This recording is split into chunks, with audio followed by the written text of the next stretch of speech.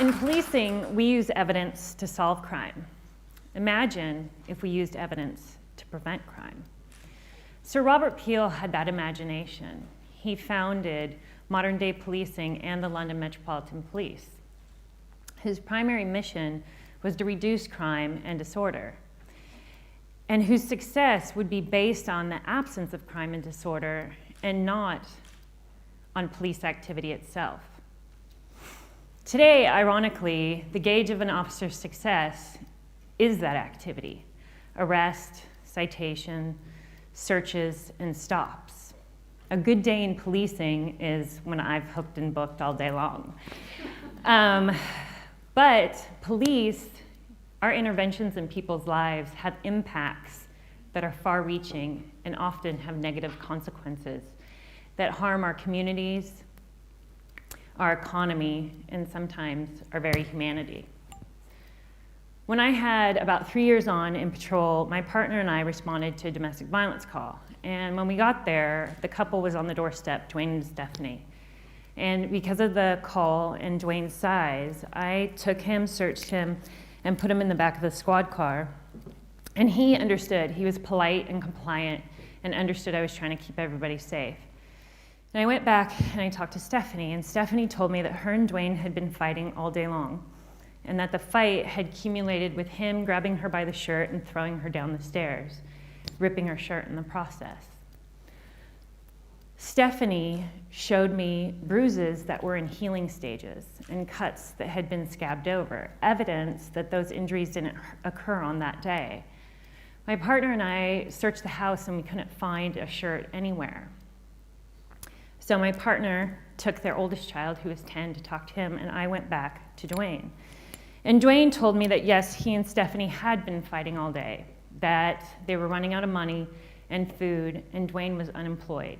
And he had an opportunity that weekend to work a construction job, but it meant going away and staying at his mom's house. And Stephanie was so overwhelmed raising their 6 kids, 4 of which were under the age of 5, that she didn't want him to leave.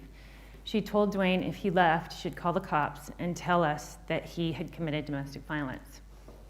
But because he loved Stephanie and his kids, he actually stayed and waited for us to arrive. I went back to my partner, who had talked to the 10-year-old, and he had said that it was verbal only. So my partner and I decided that we were going to release Dwayne. The problem was, I'd placed handcuffs on Dwayne and put him in the back seat of a squad car, which meant he was technically under arrest. And our rules in our organization, I had to call a supervisor to have him released. And I told my sergeant what happened, and he said, absolutely not. Our rules state that with domestic violence, you shall arrest. And because I have an attitude, I said, no, it doesn't. It states if I have reasonable suspicion, I shall arrest. And I don't have reasonable suspicion, and either does my partner.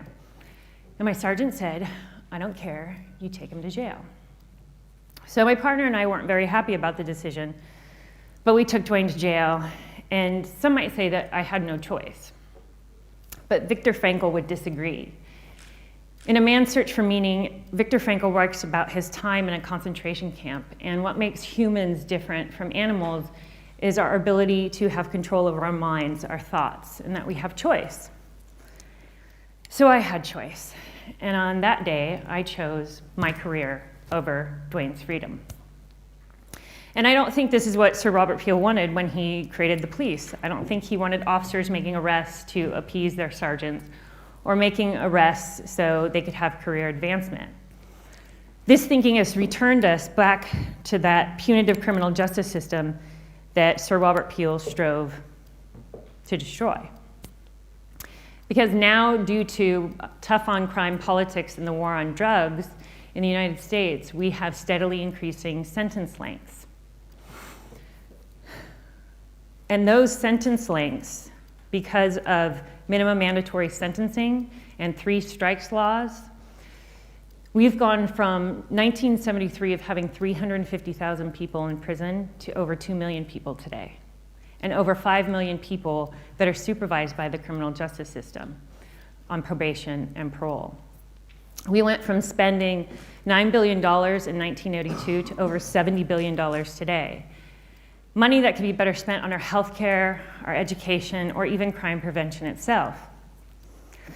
Because Sir Robert Peel, when he was trying to change the criminal justice system, he saw it for what it was, an extremely harsh and punitive system, especially to the poor. He worked his whole career to reduce over 200 statutes from the death penalty. He introduced monetary fines instead of imprisonment for minor offenses. He strove to give the working class a livable wage and then created the police. And it was all to create a system that was much more compassionate and humane and peaceful than the system that we already had. And you might think, why do you care in the UK? Because the United States doesn't have a monopoly on this. In the UK, currently there's 85,000 people imprisoned, and your numbers are also steadily increasing. And these numbers aren't increasing because there's a huge increase in crime. That's a minor part of those numbers. It's increasing because we've increased our sentence lengths. And Durloff and Nagin, two researchers, reviewed all the deterrence research and showed that increasing severity of sanctions actually has a very marginal effect on reducing crime and disorder. Yet we still continue down this path.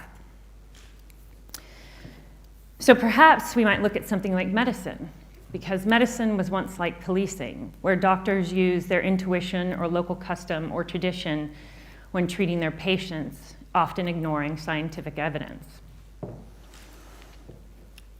Dr. Spock was a 1950s very popular pediatrician who recommended to parents that they put their babies to sleep on their bellies. And although his advice was benign, because his intention was to do no harm, the outcome was detrimental. He could not see individually his advice, the outcome that it had on his patients.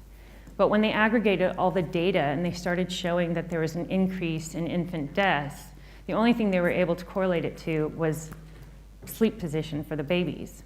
And so began the Back to Sleep campaign, and immediately infant deaths started to drop off. Today in hospitals, they have evidence-based practices. And the culture of hospitals and doctors is to follow science, to follow evidence, to use clinical trials to figure out what works and what doesn't work in medicine. And like Dr. Spock, in policing, we too have that Achilles heel. We're now beginning to figure out what works and what doesn't work in policing, some of which random patrol policing doesn't work to reduce crime and disorder. We know that increasing sanctions doesn't reduce crime and disorder. Programs like Scared Straight and boot camps doesn't work to reduce recidivism. But yet proactive policing that's focused on a place rather than a person works to reduce crime and disorder. Hotspot policing, where officers focus their proactivity on a small geographic high crime area, works to reduce crime and disorder. And programs like Project Hope, where drug offenders are given social support and immediate short-term sanctions for dirty drug texts, work to reduce recidivism. And even knowing all of this, and there's much, much more research besides that, we have yet in both the US and in the UK to institutionalize evidence-based practices. Now, I'm not advocating that we stop arresting, because obviously I wouldn't have a job. But what I am saying is that the police, the politicians, and even the public, that we need to follow the evidence. That we need to follow, instead of intuition or tradition or custom and what we think is common sense, we actually need to follow what the research shows.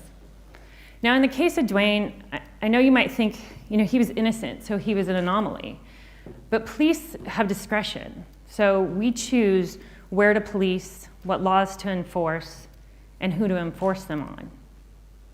So although I thought Dwayne was innocent, another officer could have thought he was guilty, or another officer could have thought he's innocent today, but he'll be guilty tomorrow, so I might as well arrest him today. And police, for the most part, patrol in areas that are socioeconomically disadvantaged, which means that police will always impact at a disproportionate rate the poor, and especially the poor minority. An arrest and conviction will stigmatize them for the rest of their lives because they will forever check a box that designates their status in society, and it will diminish their capacity to get a job, to get housing, to get college student loans, and even to vote. So forever, they will be paying for their crimes.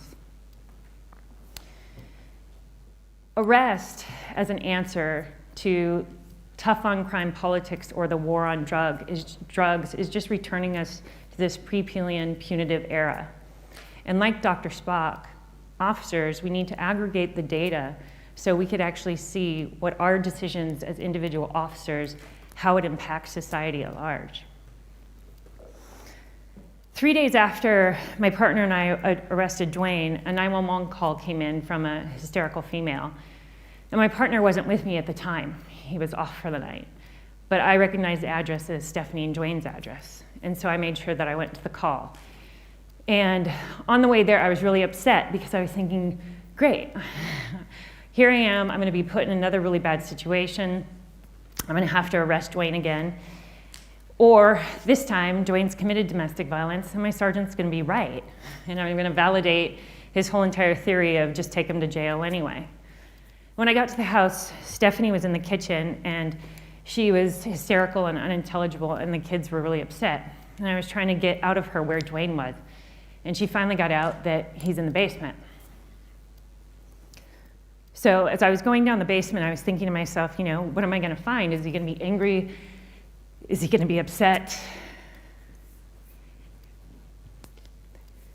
And what I found was Dwayne hanging from the rafters. And I went over to him and looked at his face and touched his arm to see if I could save him. But I couldn't. He was dead. And next to his body was a photo of his children and 35 cents. And it was all the money he had in the world to leave to his kids. I got to see the impact of my decisions and my arrest on another human being, his significant other, and his children. Police intervene in people's lives on a daily basis. And rather than following tradition or custom or individual preference, I think it's time we just followed the evidence. Thank you.